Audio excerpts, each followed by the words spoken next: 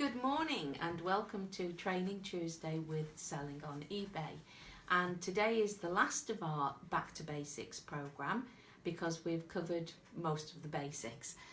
We will be back later on in the year, but just for now we're going to cover off the subject of returns.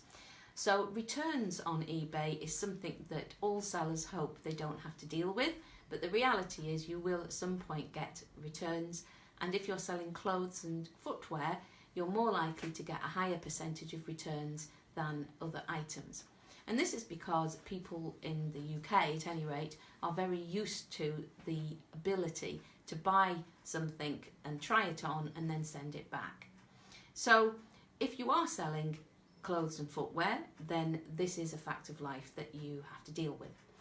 Where do you stand when it comes to returns? As a personal seller, you can choose not to accept returns. I would always say, wherever possible, do accept returns because you will get higher prices for your items and they will sell more quickly. This is because people like the fact that they have the possibility of returning items even if they don't actually return them. As a business seller, you have no choice. You have to accept returns.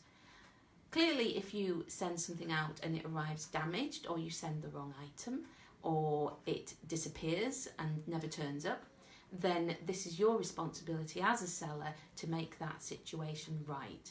And if somebody sends it back to you and says it's broken, and indeed it is broken, or that it's the wrong item, that you have to deal with that and refund them in full, even if it's not your fault. It's certainly not your buyer's fault. If the buyer changes their mind, as a business seller, again, you have no choice. You have to accept their decision that they don't like it and they want to return it. In that situation, the buyer pays for the return postage to send it back to you. However, the buyer still has a refund for their initial postage.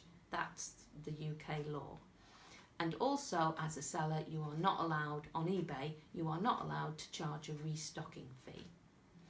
The good news is that you can then put the item back up for sale again, and it's possible you might even get more money for it. There are exemptions to the returns rules on grounds of hygiene or perishables. If you send frozen fish, for instance, in the post, you cannot accept a return of that, which doesn't bear thinking about in this hot weather, really. But for most things, you do have to accept returns.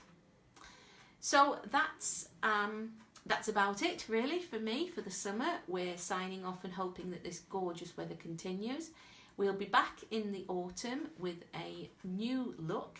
We're going to be doing a monthly roundup of eBay news and to try and keep you up to date with what